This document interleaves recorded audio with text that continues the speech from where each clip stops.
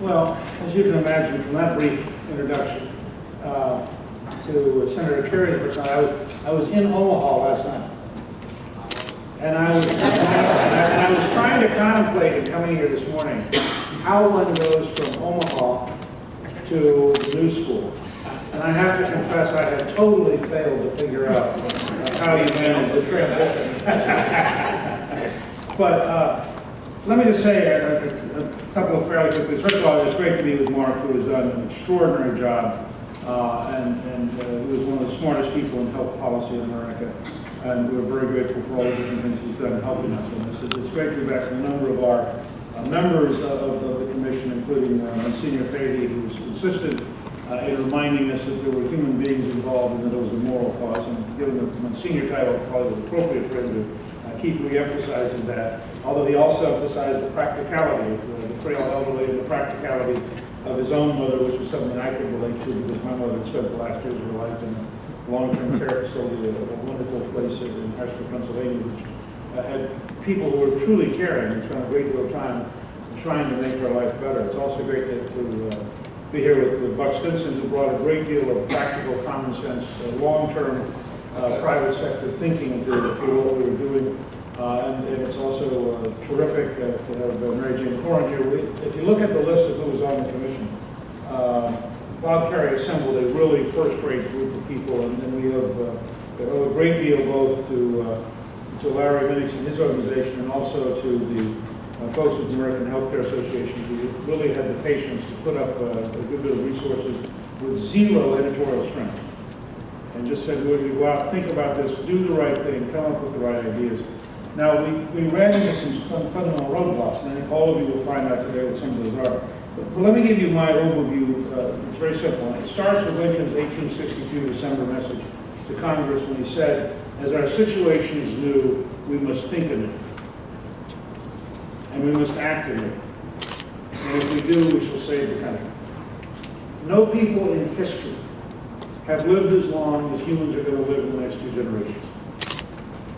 No people in history have been anywhere near as wealthy as human beings are going to be in the next 2 generations. We are tasked by those 2 facts.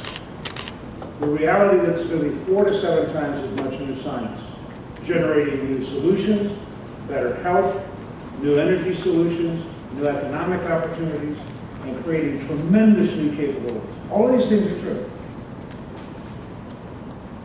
Our challenge is that we as Americans have to develop a future that is sustainable and desirable, and then manage a transition to that future with obsolescent structures, fragmented politics, and an extraordinarily complex system whose primary goal is to avoid dictatorship, not to achieve efficiency.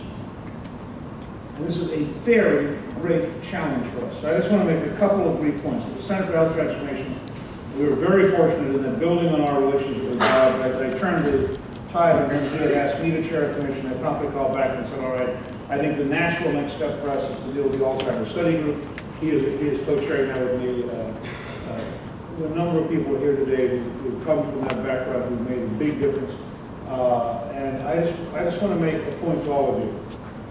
Take that one example. Alzheimer's is both an enormous human pain for the family, for the individual, and it's an enormous financial challenge. For the baby boom generation present, Alzheimer's will be $1.2 trillion cost to the federal government, plus a comparable cost to the private sector, the individuals. There is no strategic thinking in this city prepared to say, what do you do with a 20 to 30 year problem with $1.2 trillion on the table? And we are mired down in the dumbest, narrowest possible procedural rules. So one of the keys I want to put on the table today is budget reform. Because if I could spend $8 billion in the next 5 years and save $1.2 trillion in the next decade, I couldn't score the savings. There's no position for investing in the federal budget. There's no position for cost of living. And so you're attracting truly dumb things. I'm going to close with 2 examples of how bad I think this is. But I do want to emphasize before that, as you listen to people talk today, it's important to think about first principles. If you do not have some requirement for everyone to save for the future, you are not going to prepare the next generation for reality. If you don't figure out some transition financing mechanisms, you are not going to be able to pour half of the baby boomers to survive with any sense of dignity. If you do not fundamentally rethink how we capitalize, train, and professionalize long-term care facilities and the long-term care profession, we are not going to be able to provide the quality of life people want. These are fundamental changes. And so I just want to close with two thoughts. One, real change requires real change. So every time you see somebody bring up something trivial and with a great press conference, you know, it's baloney. It's not worth the effort to work on. You have to think about fundamental reform of the system. In fact, I think you have to think about replacement rather than repair. Two, you have to recognize that first principles are real. Why do we have a current subprime problem? Because we tried giving away houses to people who couldn't pay for them at prices that weren't sustainable, and the minute it broke down, it collapsed. Why do we have an energy problem? Because we're trying to buy more than we're producing, and inevitably drive up price. Why do we have a system today which encourages consumption, minimizes savings, and teaches irresponsibility? And then you want to turn around and say, yes, but you should really do the following things, even though nothing in the current tax code favors it, and nothing in the current system rewards it. These are fundamental changes.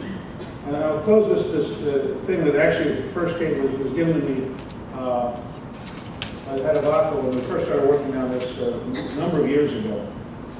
And he had a book on health reform, which started with the story of a village which was on the edge of a cliff.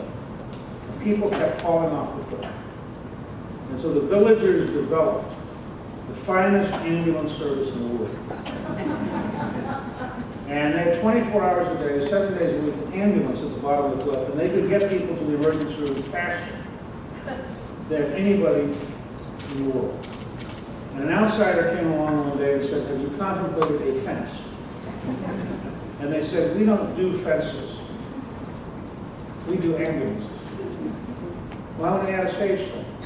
In the current political environment, with the federal capital and state capitals, if you walked in, they would be in the middle of the fight over the budget, in which they'd be trying to decide whether to reduce ambulance service by 1 day a week or 2 days a week, or to not pay the ambulance drivers for 2 months a year.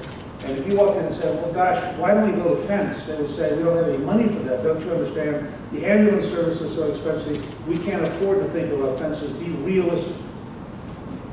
Well, that's the current political structure. My hope is, with Mark's leadership, with occasional convincing from people that bother me, that we will actually help Senator Collins move to the Senate. And I want to close this up, because she was part of this, and she can tell you how emotional it is. When we testified recently, we had the great fortune of the Alzheimer's Study Group of having Justice Sandra Day O'Connor testify. She and I testified in Alzheimer's. We had 11 senators at the hearing for the entire 2 hours. Fairly rare in this world. 7 of the 11 have personal family ties to Alzheimer's. And their testimony was as emotional and as powerful as Justice O'Connor. And I thought it was a remarkable moment. I believe this institution is teachable. I think that there's an opportunity for people to develop solutions. And I think there are an amazing number of House and Senate members who would love to have solutions. And I think one of the people I find most useful to work with over here, who does a great job and who really is very passionate and very committed on trying to find the kind of solution that will help elderly Americans and ultimately help all Americans, is Senator Collins. And it's a real honor to be over in the East Race, and I ask you to welcome Senator Collins.